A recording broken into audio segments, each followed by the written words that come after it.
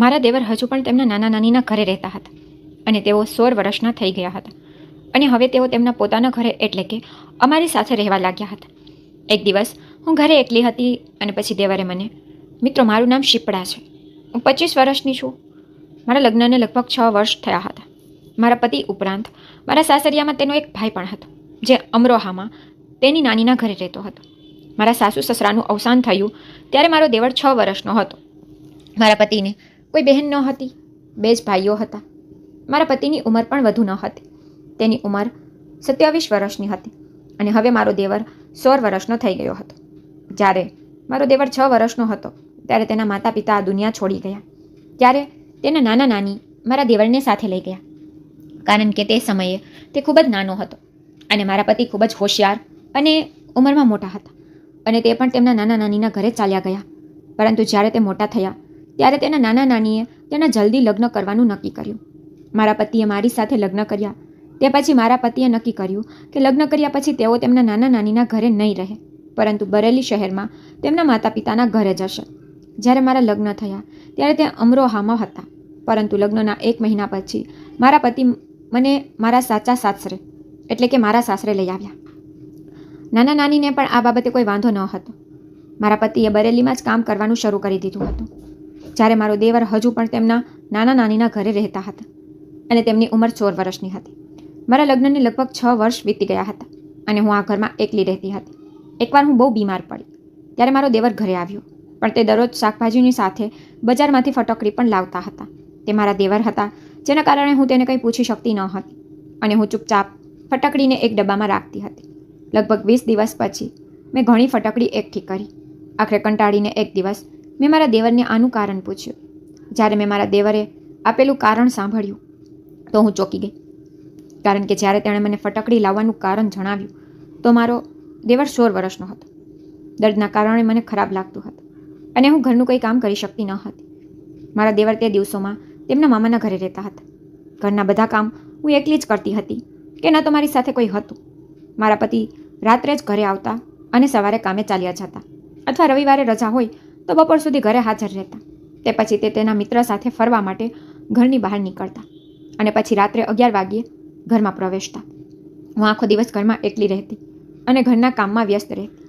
મારા પતિને સ્વચ્છતાનો ખૂબ શોખ હતો અને તેઓ ઈચ્છતા હતા કે તેમના દરેક કામ સમયસર થાય. જો મને તેનું કોઈ કામ કરવામાં મોડું થતું હોય તો તે મારા પર ખૂબ ગુસ્સે થતા. અમારા ઘરમાં કોઈ નોકરાણી ન હતી, કારણ કે અમે 2 જ રહેતા હતા, પરંતુ ઘર ઘણું મોટું હતું, તેથી ઘરના કામ પણ ઘણા હતા. ઘરના બધા કામની જવાબદારી ફક્ત મારા માથે હતી. એક દિવસ મારી તબિયત બહુ ખરાબ થઈ ગઈ. ઘરનું કોઈ કામ થતું ન હતું. ઘરવખરીનો સામાન અહીં ત્યાં વેર વિખેર પડ્યો હતો. એક તરફ ગંદા કપડાનો ઢગલો હતો, કારણ કે મેં લાંબા સમયથી તેમને ધોયા ન હતા, અને બીજી બાજુ મને રસોઈની ચિંતા હતી, કારણ કે મારા પતિ પણ સાંજે ઘરે આવતા હતા. બાકીનું કામ મોડું થાય તો ચાલતું, પણ મારે પતિનું જે પણ કામ હતું તે મારે તેમના સમય પ્રમાણે કરવાનું હતું, અને બધી તકલીફ રસોઈમાં જ હોતી. રસોઈ બનાવવું એ એક કાર્ય હતું જેમાં મને ઘણો સમય લાગતો હતો. કોઈ પણ પરિસ્થિતિમાં મને ગમે તેટલી મુશ્કેલીનો સામનો કરવો પડે, પણ મારા પતિને ખૂબ જ ખરાબ આદત હતી. તે ક્યારેય મારી સમસ્યાને સમજી શક્યા નથી. તેને હંમેશા પોતાની અને પોતાના સમયની ચિંતા હતી. હું મારા પતિ સાથે ઘરે રહેતી હતી. મારા લગ્નને 6 વર્ષ વીતી ગયા હતા, પરંતુ મારે હજુ સુધી કોઈ સંતાન ન હતું. હું બાળક માટે તડપતી હતી અને મારી સારવાર પણ ચાલી રહી હતી. ડૉક્ટરે મારા પતિને પણ રિપોર્ટ કરાવવા કહ્યું હતું, પરંતુ મારા પતિનો જ્યારે રિપોર્ટ આવ્યો ત્યારે તેનો રિપોર્ટ બરાબર ન હતો, જેના કારણે તે પણ ચૂપ રહેવા લાગ્યા હતા. નહીંતર ક્યારના મારા પતિએ મને છોડીને બીજા કોઈ સાથે લગ્ન કરી લીધા હોત. મારા પતિના સંબંધીઓ પણ એ હકીકત સ્વીકારવા તૈયાર ન હતા કે ખામી મારામાં નહીં, પણ તેમના નાતીમાં હતી. જો મારી અંદર કોઈ સમસ્યા હતી તો તે મારા પતિની જેમ ગંભીર ન હતી. મને થોડીક તકલીફ હતી, પરંતુ આ બધું જાણવા છતાં મારા પતિએ સારવાર લીધી ન હતી. કદાચ સારવાર બાદ તે સ્વસ્થ થઈ શક્યા હોત, પરંતુ મારા પતિ એક જ વાત કરતા હતા કે આ ખોટું છે. ડૉક્ટરો પૈસા કમાવા માટે તેમના દર્દીઓ વધારવા માંગે છે. મારા પતિ પાસેથી આવી વાતો સાંભળીને હું પણ ચૂપ થઈ જતી અને આ રીતે મોઢું બંધ રાખીને જીવન જીવતી હતી. મારા પતિ સવારે ઓફિસ જતા અને સાંજે 7:30 સુધીમાં ઘરે પાછા ફરતા. તેથી જ હું આખો દિવસ ઘરમાં એકલી રહેતી, ઘરના કામકાજમાં વ્યસ્ત રહેતી અને ફ્રી ટાઈમમાં કંટાળી જતી. અને જો ઘર માટે સામાન, શાકભાજી, રાશન વગેરે કંઈ પણ લાવવાનું હોય તો હું જાતે લઈ આવતી. મારા પતિને આવી વસ્તુઓ સાથે કોઈ લેવા દેવા ન હતી. તેને ઘરનું કોઈ કામ કર્યું ન હતું, પણ તેનો મૂડ મારા તરફ બદલાઈ ગયો હતો. મને ખબર નથી કે મારા પતિના મનમાં શું ચાલી રહ્યું હતું, તેને શું જોઈતું હતું. આજ સુધી મને મારા પતિ વિશે કંઈ સમજાયું ન હતું. મારા પતિ ખૂબ જ અહંકારી હતા. તે એકદમ મૌન રહેતા. તેની અંદરની વાત કોઈને કહેવા માંગતા ન હતા કે ન તો તે કોઈની સાથે તેની સારી અને ખરાબ વાતો શેર કરતા હતા. હું તેમની પત્ની હતી, તેની લાઈફ પાર્ટનર હતી, પણ તેને પોતાના વિશે કંઈ પણ મારી સાથે શેર કરવાનું પસંદ ન હતું. પણ આટલું હું સમજી ગઈ હતી કે મારા પતિ બાળકના કારણે ચિંતિત હતા, જે તે ક્યારેય વ્યક્ત ન કર્યું હતું. તે કદાચ અંદરથી પોતાને દોષી અનુભવતા હતા. પરંતુ થોડા સમયથી મારી તબિયત બગડવા લાગી હતી. મારા પેટમાં એક વિચિત્ર દુખાવો થતો હતો.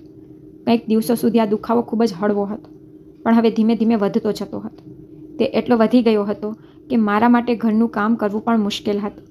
મેં મારા પતિને આ વિશે ઘણીવાર કહ્યું, પણ તેણે મારા સ્વાસ્થ્ય પર ક્યારેય ધ્યાન આપ્યું નહીં. તેથી હું પણ મૌન રહેવા લાગી અને આ પીડા સહન કરવાનું ચાલુ રાખ્યું. ક્યારેક હું પેટના દુખાવા માટે ગોળીઓ લેતી રહેતી, જેથી થોડી રાહત મળી જાય. પરંતુ દવાની અસર ફક્ત થોડા સમય માટે જ રહેતી. તે પછી ફરીથી દુખાવો શરૂ થઈ જતો.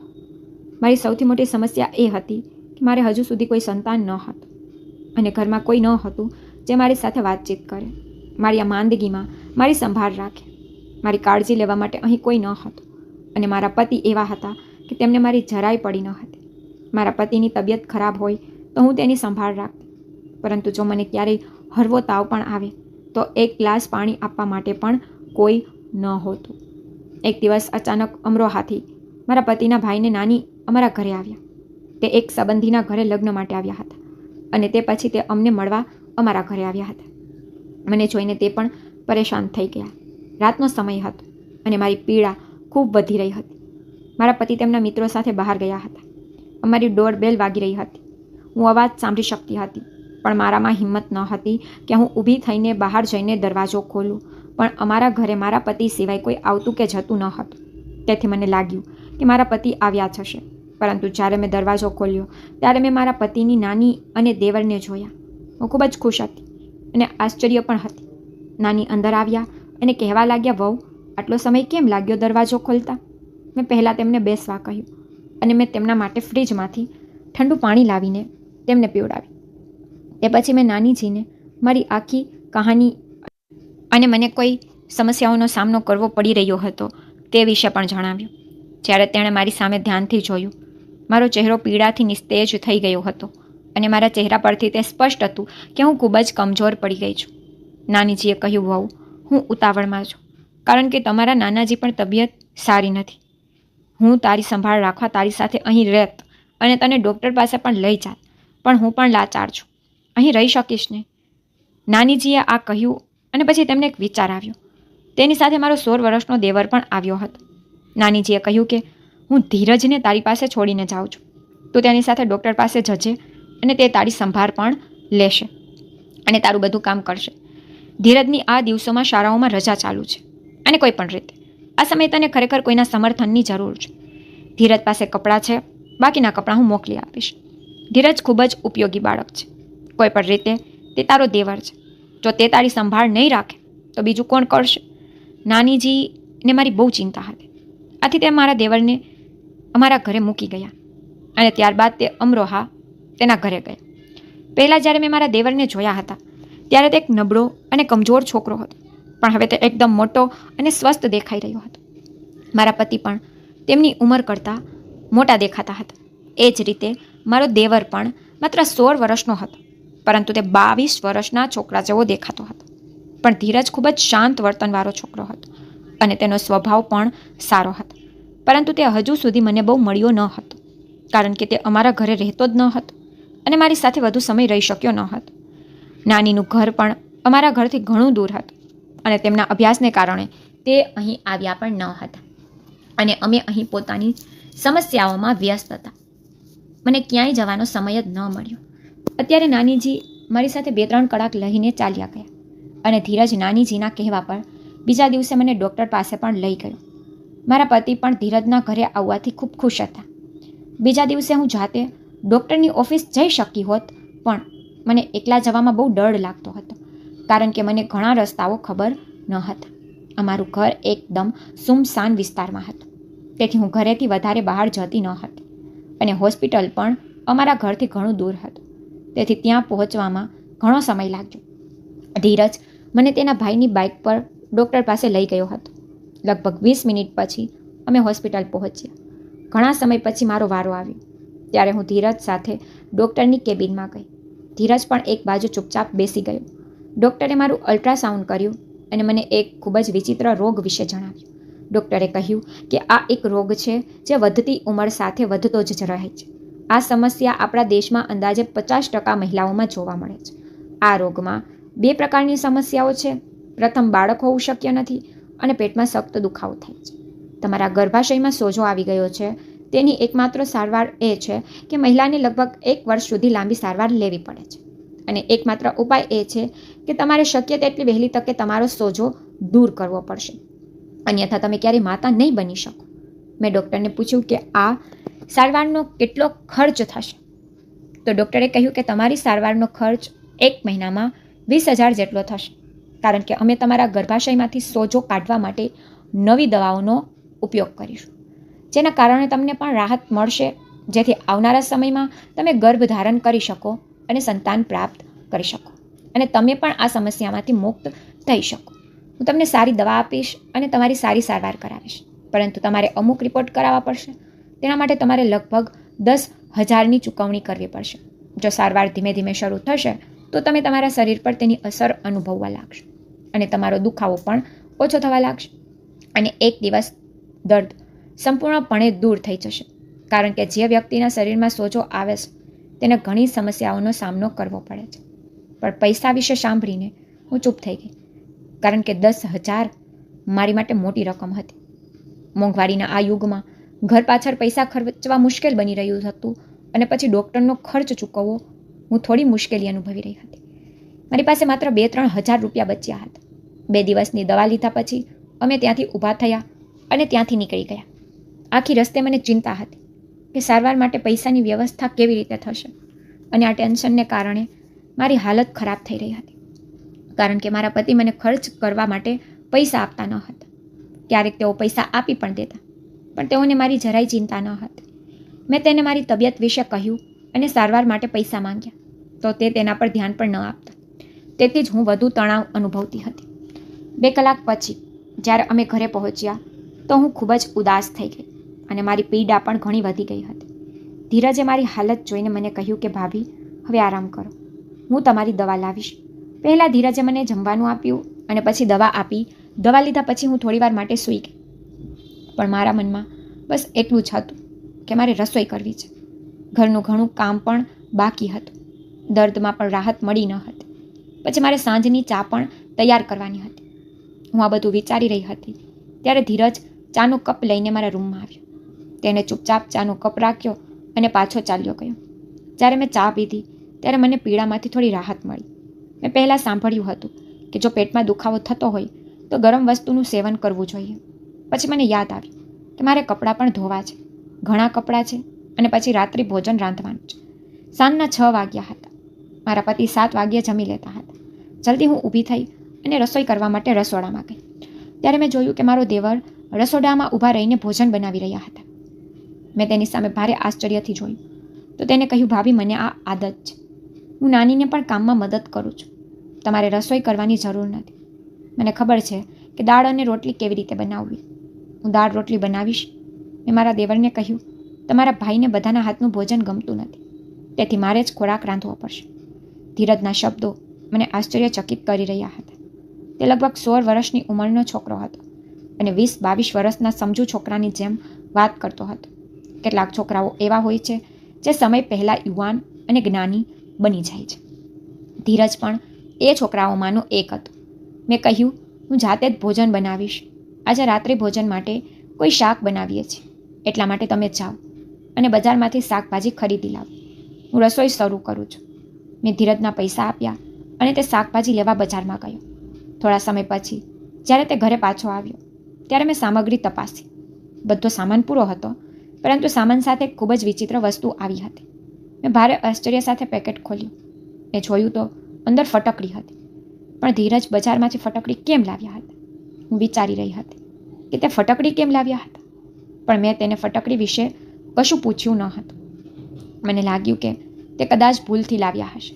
પણ બીજા દિવસે ફરી જ્યારે મેં મારા દેવર પાસેથી સામાન મંગાવ્યું તો સામાનની અંદરથી ફરી ફટકડી નીકળી હતી. હવે તેણે માલની સાથે દરરોજ ફટકડી પણ લાવવાનું શરૂ કર્યું. હવે જો હું તેની પાસેથી કંઈ પણ મંગાવતી તો તે 50 રૂપિયાની ફટકડી ચોક્કસ લાવતો અને હું એ ફટકડીને એક ડબ્બામાં રાખતી. પણ મારી પાસે હવે એટલી ફટકડી ભેગી થઈ ગઈ હતી કે ફટકડીનો આખો ડબ્બો જ ભરાઈ ગયો હતો. મારો દેવર ધીરજ ખૂબ જ નિર્દોષ અને સીધો છોકરો હતો. મારામાં તેને ફટકડી વિશે પૂછવાની હિંમત ન હતી અને કે તે સામાન સાથે ફટકડી કેમ લાવે છે. ધીરજના આગમનથી માત્ર મને જ નહીં, મારા પતિને પણ ઘણી રાહત થઈ હતી. તેમને બહારથી પણ કંઈક લેવું હોય તો તેઓ ધીરજને મોકલતા હતા.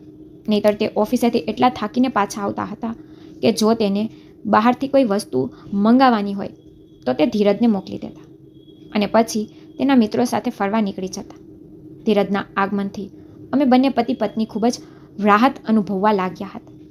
જે પતિ પત્નીને સંતાન નથી હોતા, દુનિયામાં ભાગ્યે જ કોઈ તેમની પીડા સમજી શકે છે. અમે પતિ પત્ની પણ આ પ્રકારની સમસ્યામાંથી પસાર થઈ રહ્યા હતા. મારા પતિની અંદર કમી હતી, પણ હવે મારી અંદર પણ વિવિધ પ્રકારની બીમારી પેદા થવા લાગી હતી અને મારી પાસે સારવાર કરાવવાના પૈસા પણ ન હતા. મારા પતિએ મને સારવારમાં સાથ આપ્યો નહીં અને અહીં ધીરજ અમારા બંને પતિ પત્ની માટે ઘણી બધી આસાની બનાવી રહ્યો હતો. પરંતુ તેની સાથે ધીરજ એક મોટી સમસ્યા પણ ઊભી કરી રહ્યો હતો અને તે સમસ્યા એ હતી કે મેં સાંભળ્યું હતું કે ફટકડી સ્ત્રીઓના અનેક રોગોને મટાડે છે અને આ રોગોને દૂર કરવા માટે ફટકડી વપરાય છે. હું પહેલેથી જ બધું જાણતી હતી કારણ કે મેં લોકોને આવી વાત કરતા સાંભળ્યા હતા. પણ હું મારા દેવરને આ પૂછતા ખૂબ શરમાતી હતી કે તે આખરે ફટકડી કેમ લાવે છે. શું તેણે મારી અને ડૉક્ટર વચ્ચે બધું સાંભળ્યું હતું? હું તેના વિશે વિચારીને થાકી જતી હતી અને ક્યારેક હું ગુસ્સે થઈ જતી અને વિચારતી કે મારા દેવરને કહી દો કે તે ફટકડી ન લાવે. પણ હું કંઈ કરી શકતી ન હતી. તે મારા દેવર હતા. હું તેના સાથે ગુસ્સામાં વાત કરી શકતી ન હતી અને પછી તે મને ખૂબ મદદ કરી રહ્યા હતા. પણ એક દિવસ મેં ઘણી હિંમત એકઠી કરીને ધીરજને પૂછ્યું ફટકડી વિશે કે તમે આ રોજ આ સામાન સાથે ફટકડી કેમ લાવો છો. મારો પ્રશ્ન પૂછ્યા પછી ધીરજે મને કંઈક એવું કહ્યું જેનાથી હું ચોંકી ગઈ અને હું ધીરજના કહેવા પર વિચારતી રહી. ધીરજે કહ્યું કે ફટકડી લાવવાનો અર્થ એ છે કે અમે પતિ પત્ની રાત્રે રૂમમાં ઝઘડો કરતા હતા અને ધીરજ દરવાજે કાન રાખીને અમારો ઝઘડો સાંભળતો હતો. મને આ ખૂબ જ શરમજનક લાગ્યું. મારા દેવરની વાત સાંભળીને હું શરમાઈ ગઈ. હવે મને બધું સમજાયું. અમારા મગજમાં દૂરથી પણ ન હતું કે કોઈ દિવસ ધીરજને એ વાતની ખબર પડશે જેની પાસેથી હું બધું છુપાવતી હતી. તેમણે મારી અને મારા પતિ વચ્ચેની વાતચીત સાંભળી હતી. હું સમજી ગઈ કે તે દરરોજ ફટકડી કેમ લાવે છે, પણ તે મને કહી શક્યો નહીં કે તેનો ઉપયોગ કેવી રીતે કરવો. હું દોડીને મારા રૂમની અંદર ગઈ. અંદરથી દરવાજો બંધ કરી દીધો અને જોરથી રડવા લાગી. એક તરફ મને સંતાન ન થવાની સમસ્યા હતી અને બીજી તરફ મને આ સમસ્યા હતી. અને તે કેવી શરમજનક વાત છે કે મારા દેવર મને આ કહેતા શરમ અનુભવે છે. થોડી વાર પછી ધીરજે મારા રૂમનો દરવાજો ખખડાવ્યો. તેમણે મને કહ્યું કે ભાભી, હું સવારે મારા નાના નાનીના ઘરે પાછો જાઉં છું. અહીં વધુ રોકાઈ શકતો નથી. હું તમારી અને ભાઈ પાસે અહીં આવીને ખૂબ જ ખુશ છું. પણ મેં કશું કહ્યું નહીં. હું એટલી શરમ અનુભવી રહી હતી કે હું તેની તરફ જોઈ શકતી ન હતી અને કહી શકતી ન હતી કે તમે હજુ થોડા દિવસો રહો. બીજા દિવસે સવાર થતાં જ તે ધીરજ ટ્રેનમાં પાછો ચાલ્યો ગયો. અહીં તેમની હાજરીથી મને ખૂબ જ આરામદાયક લાગ્યું અને તેમના ગયા પછી મુશ્કેલીઓ દિવસે ને દિવસે વધતી જતી હતી. ધીરજને ગયાને લગભગ 1 અઠવાડિયું થઈ ગયું હતું. એક દિવસ મેં ફટકડીનું બોક્સ બહાર કાઢ્યું અને વિચાર્યું આ બોક્સ ફેંકી દો. પણ ફટકડી જોયા પછી મને ધીરજના શબ્દો યાદ આવવા લાગ્યા અને પછી મને ખૂબ જ વિચિત્ર લાગણી થઈ. પણ પછી મેં વિચાર્યું કે ધીરજ બધું મારા સારા માટે જ કરી રહ્યો હતો. તેણે કંઈ ખોટું કર્યું ન હતું. તેથી મેં થોડી ફટકડી કાઢી અને સ્નાન કર્યું. મેં ફટકડીના નહાવાના પાણીમાં નાખી અને થોડા સમય પછી ફટકડી પાણીમાં ઓગળી ગઈ. તેથી મેં તે પાણીથી સ્નાન કર્યું. ઘણા દિવસો સુધી એ ફટકડીના પાણીથી સ્નાન કરતી રહી અને પછી ધીરે ધીરે મારો રોગ દૂર થઈ ગયો. મને બીમારી હતી કે મારા શરીરમાંથી ખૂબ જ દુર્ગંધ આવતી હતી અને હું ઘરે એકલી રહેતી હતી, તેથી જ કોઈને આ ગંધ વધુ અનુભવાતી ન હતી. પરંતુ પતિ રાત્રે મારી સાથે રહેતા હતા. મેં પોતાને સ્વચ્છ રાખવાનો ઘણો પ્રયાસ કર્યો, પરંતુ આ એક રોગ હતો. હું રોજ ફટકડીના પાણીથી સ્નાન કરતી હતી. ધીમે ધીમે મેં સ્નાન કરવાનું શરૂ કર્યા અને લગભગ 1 મહિનો વીતી ગયો હતો અને મારા શરીરમાંથી દુર્ગંધ જતી રહી હતી અને મારી બીમારી પણ ઓછી થવા લાગી હતી. પહેલાં મારા પતિ મારી સાથે રોજ ઝઘડા કરતા હતા. આ બાબતે મારા પતિ કહેતા કે મને તારા શરીરમાંથી ખૂબ જ દુર્ગંધ આવે છે. એક રાત્રે મારા પતિ મારી સાથે આ જ બાબતે ઝઘડો કરી રહ્યા હતા અને ધીરજે અમારી વાત સાંભળી અને કહ્યું કે તમારી વાત સાંભળ્યા પછી જ હું તમારા માટે રોજ બજારમાંથી ફટકડી લાવતો, જેથી હું તે પાણીમાં સ્નાન કરી શકું અને મારી બીમારીમાંથી મુક્તિ મેળવી શકું. ધીરજે જણાવ્યું કે અમરોહામાં તેની પાડોશમાં રહેતા એક વ્યક્તિને પણ આ જ બીમારી હતી. દરરોજ નહાવા છતાં તેના શરીરની દુર્ગંધ દૂર ન થઈ અને તેના કારણે તેની પત્ની તેને છોડીને ચાલી ગઈ. તેણે કહ્યું કે અમારા પડોશીઓ પણ તેનાથી દૂર રહેતા હતા, પરંતુ પછી તેણે કોઈ ડૉક્ટર પાસે સારવાર કરાવી તો ડૉક્ટરે કહ્યું કે તમે ફટકડીના પાણીથી નહાવાનું શરૂ કરો, તમારી બધી તકલીફો દૂર થઈ જશે. અને જેવો તે માણસ ફટકડીના પાણીથી સ્નાન કરવા લાગ્યો, તેની બધી બીમારી દૂર થઈ ગઈ અને તે માણસે બીજી વાર લગ્ન પણ કરી લીધા. મને સમજાયું કે મારા શરીરમાંથી આવતી દુર્ગંધને કારણે મારા પતિ દરરોજ મારી સાથે લડતા હતા. હવે તેની આ ફરિયાદ પણ પૂરી થઈ ગઈ હતી. મને નવાઈ લાગી કે મારા દેવરે મારી સમસ્યા કેવી રીતે સમજી અને મને મદદ કરી. નહીં તો મને લાગ્યું કે મારા આ દુર્ગંધયુક્ત રોગ વિશે કોઈને ખબર નહીં પડે અને મારું બહુ મોટું અપમાન થશે. પણ મારા દેવરે મારી બધી તકલીફોનો અંત લાવી દીધો હતો. તે મને આ કહેવામાં ખૂબ જ શરમ અનુભવતા હતા અને હું પણ ખૂબ શરમ અનુભવતી હતી.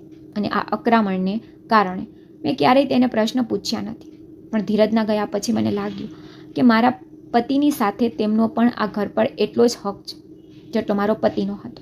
તેથી મેં ધીરજને અમારા ઘરે કાયમ માટે રહેવાનું આમંત્રણ આપ્યું અને મારા જીવનમાંથી એકલતા પણ દૂર થઈ ગઈ. નાના નાનીજીએ પણ ધીરજને અમારા ઘરે મોકલી દીધો હતો. ધીરે ધીરે મારી બીમારી પણ દૂર થઈ ગઈ. મેં મારી સોનાની બુટ્ટી વહેંચી અને મારી સારવાર પણ કરાવી. પણ મારી સારવાર એટલો લાંબો સમય ચાલી નહીં, કારણ કે ફટકડીના પાણીથી મારા પેટનો સોજો પણ ઓછો થઈ ગયો હતો. હવે મને એ પીડા પણ બંધ થઈ ગઈ હતી. અમારા ઘરે મારા દેવર રહેવા લાગ્યા. મારા પતિની સારવાર પણ ડૉક્ટર પાસેથી શરૂ થઈ ગઈ હતી. મારા પતિ મારી સાથે ખુશ રહેવા લાગ્યા. ડૉક્ટર મને દવા તરીકે કેટલીક ગોળીઓ આપી હતી જે મારે મારા પતિને પાણીમાં ભેળવીને આપવાની હતી. મારા પતિ તે દવા સરળતાથી લઈ લેતા હતા, કારણ કે મારા પતિ રાત્રે સૂતા પહેલાં ગરમ પાણી પીતા હતા. મારી દવા પણ સારી રીતે ચાલી રહી હતી અને મારા પતિ પણ પોતાની સારી રીતે સારવાર કરી રહ્યા હતા. લગભગ 3 મહિનાની સારવાર બાદ મને ખબર પડી કે હું મા બનવાની છું. આ સમાચાર સાંભળીને મારી ખુશીની કોઈ સીમા ન હતી. હું માની શક્તિ ન હતી કે આટલી જલ્દી સારવાર પછી મને માતા બનવાનું સુખ મળશે. મારા પતિ પણ ખૂબ ખુશ હતા અને 9 મહિના પૂરા થયા પછી મેં એક સુંદર પુત્રને જન્મ આપ્યો.